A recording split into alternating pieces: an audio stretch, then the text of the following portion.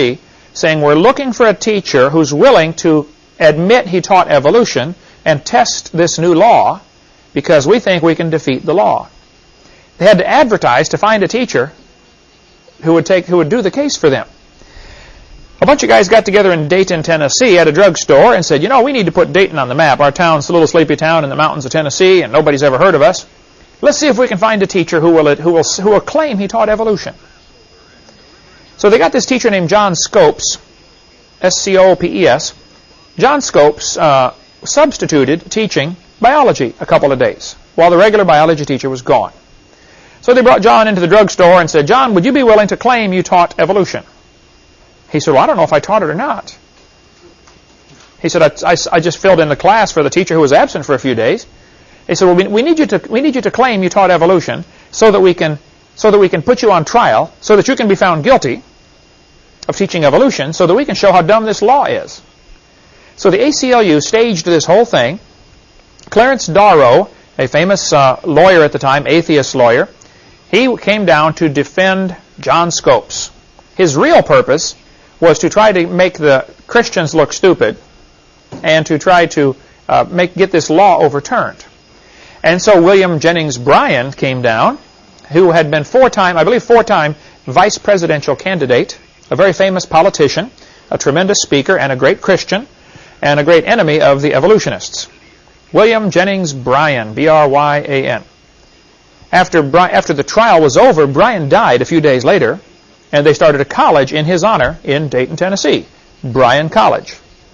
A good Christian college up there in Dayton, Tennessee, just north of Chattanooga, about maybe 80 miles or so. Okay?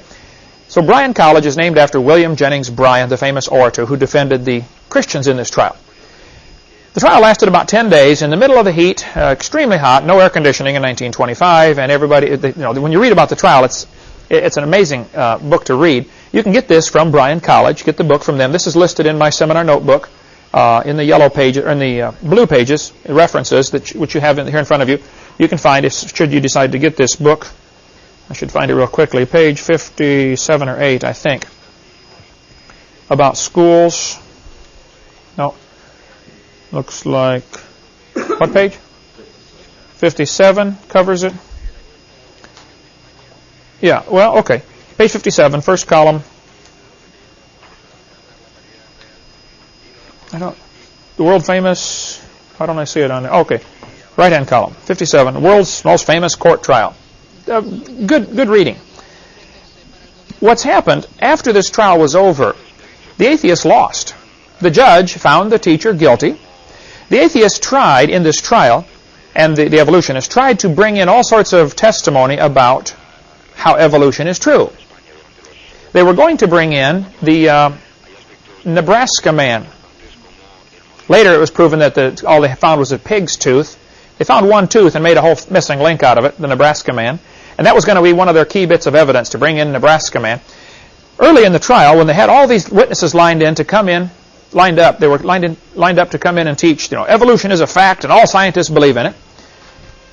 I believe it was William Jennings Bryan or his son, who was also there helping William Jennings Bryan, the Christian, said, Your Honor, whether evolution is a fact doesn't matter. That's not what this trial is about. This trial is simply, did he break the law or not? And so they just, with one fell swoop, they undercut all of the work those guys had done to try to bring in evidence for evolution. And the judge said, you're right, it doesn't matter. We're not here to try whether evolution is true or not. We're here to try, did he break the law or not?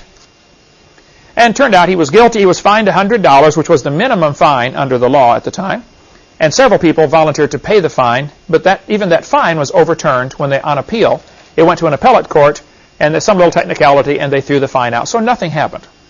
It remained illegal to teach evolution in many states up until 1968. In 1968, the last law banning evolution was overturned. At no time ever throughout any of this was there any question about teaching creation. It's always been fine to teach creation in the public school. There has never been a law against that. Finally, even though it was against the law to teach evolution, many states were teaching it anyway. They just stuck it in the books. And the problem really was with the textbook publishers and with the teachers and school boards who are ordering these books that teach evolution. But so it was taught, even though there were laws against it, it was still being taught, regardless of what the law said. Then, in 1981, I believe, or somewhere around there, Arkansas passed a law that said, if you teach evolution, you must teach creation. In the early 80s, I should look up the date, but it doesn't matter. It won't be on the quiz. Arkansas passed a law that says, it was called the balanced treatment. Hey, if you're going to teach our kids evolution, we demand you also teach creation. Which many people thought was very reasonable. Hey, if you're going to teach one, let's teach the other. Let's try to make everybody happy. ACLU came in and challenged that law and said, if you force teachers to teach creation, that's a violation of the First Amendment. And a judge named Overton at the 8th Circuit Court, I believe in Little Rock, Arkansas, it was in Arkansas where it ended up, I believe it's Little Rock.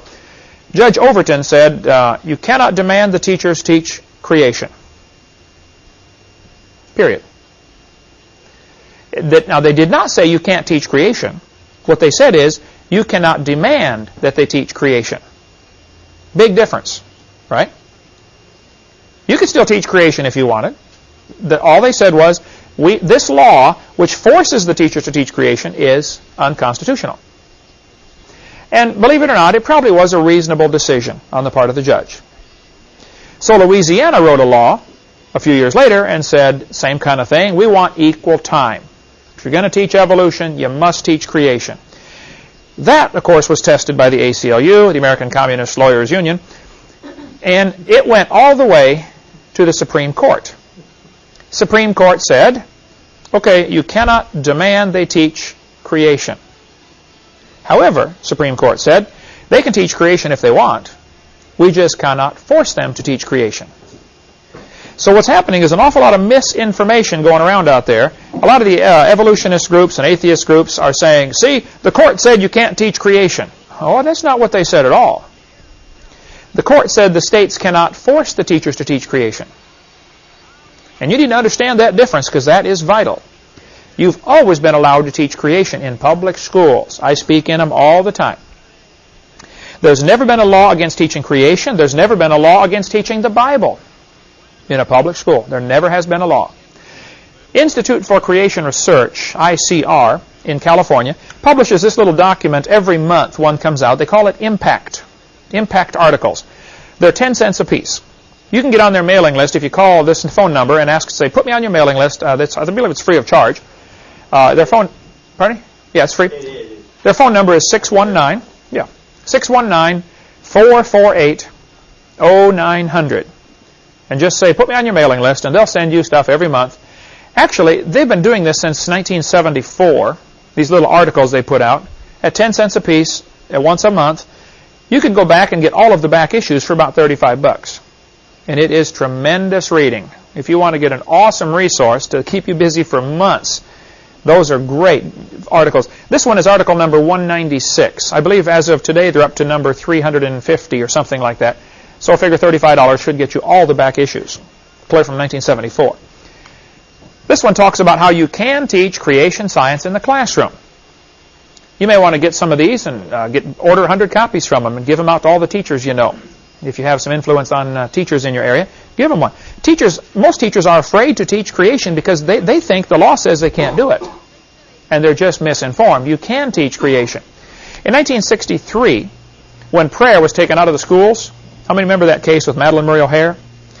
They took a mandatory prayer out of our schools. That's what happened. It was mandatory prayer that was removed. Prayer wasn't removed. Only mandatory prayer. Big difference. 1963, the Supreme Court said, it certainly may be said that the Bible is worthy of study for its literary and historic qualities. Nothing we have said here indicates that such study of the Bible or of religion, when presented objectively as part of a secular program of education, may be effected consistently with the First Amendment. This is the School District of Abington Township and Shemp versus Shemp, 374 U.S. 203, blah, blah, blah. 1963 Supreme Court case. They said clearly, you can teach the Bible if you want. And there's some ill-informed ignoramuses running around.